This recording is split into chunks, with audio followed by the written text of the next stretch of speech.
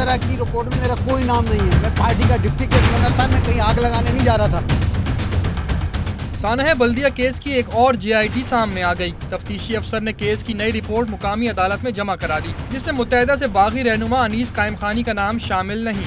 नई रिपोर्ट में बताया गया है कि सानह बल्दिया दहशतगर्दी की कार्रवाई थी। फैक्ट्री को 20 करोड़ रुपए भत्ता न देने पर केमिकल छिड़ककर आग लगाई गई। फैक्ट्री से भत्ता अम्माद सिद्दीकी ने रहमान भोला के जरिए मांगा। रिपोर्ट में रहमान भोला को औरंगी टाउन का सेक्टर इंचार्ज बताया गया है। अदालत ने JIT पर अदम एतमाद का इजहार करते हुए तफ्तीशी अफसर से पुरानी रिपोर्ट और रिकॉर्ड तलब कर लिया और मुल्जिम मंसूर के दोबारा नाकाबिल जमानत वारंट जारी करके समाअत 22 मार्च तक के लिए मुलतवी कर दी। केस की पुरानी JIT में अनीस कायम खानी का नाम शामिल होने की खबरें सामने आई थी, मगर उन्होंने जुमे को मीडिया से गुफ्तगू में इसकी तरदीद की थी। अगर तुम मुझे इंट्रोगेशन रिपोर्ट में मेरा नाम दिखा दोगे तो फिर जो है तुम मुझसे अकेले में मिलना और रिपोर्ट लेकर आना।